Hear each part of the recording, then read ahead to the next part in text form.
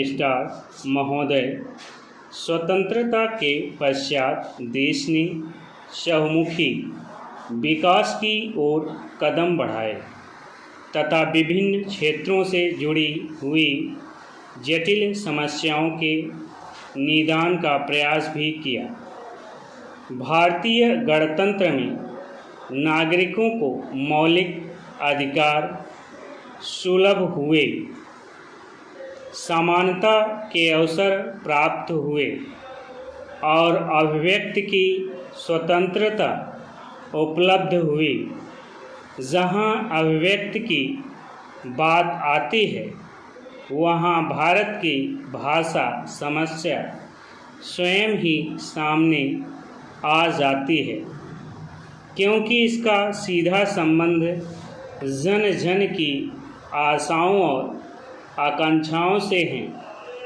भारतीय संविधान में हिंदी को राजभाषा का गौरव प्राप्त है, परंतु भारत की अन्य भाषाओं को भी संविधान द्वारा मान्यता दी गई है। इसके पीछे संविधान निर्माताओं के मन में भारतीय भाषाओं के प्रति सम्मान की भावना के साथ साथ ऐसी भावना भी विद्यमान रही जिससे उन्होंने पारस्परिक आदान प्रदान, संपर्क और अभिव्यक्ति के माध्यम के रूप में इन भाषाओं के महत्व को समझा। सभी भारतीय भाषाएं जन गण मन से जुड़ी हुई हैं और इनका संबंध मूलतः हमारी संस्कृति से है। सांस्कृतिक विरासत के रूप में ये भाषाएं अनेक धर्मों, संप्रदायों, विश्वासों और भाषाओं वाले इस देश को एकता के सूत्र में पिरोए हुए हैं।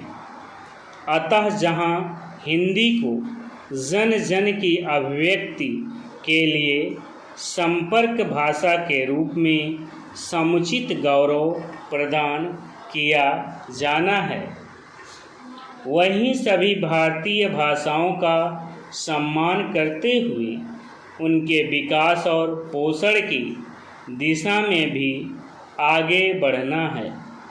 इसी उद्देश्य से संविधान निर्माताओं ने संविधान के अनुच्छेद 343 में यह व्यवस्था की है कि देवनागरी लिपि में लिखित हिंदी भारत की राजभाषा होगी। इसके अतिरिक्त यहाँ निर्देश भी है कि जहाँ शब्दावली की कठिनाई सामने आएगी,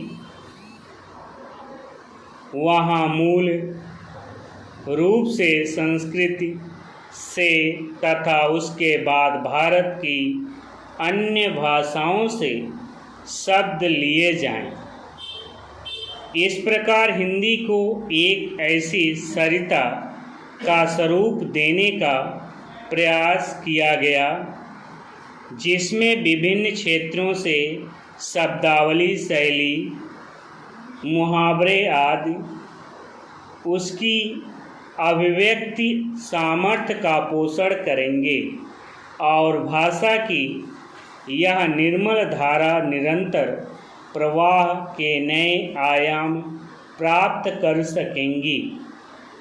भारतीय गणतंत्र में विद्यमान भाषा समस्या के समाधान के लिए नई सोच की आवश्यकता है। यह नई सोच एक नई भाषाई संस्कृति को जन्म देगी और हिंदी सहित भारत की सभी भाषाएं भारतीय संविधान के गौरव के अनुकूल विकसित हो सकेगी।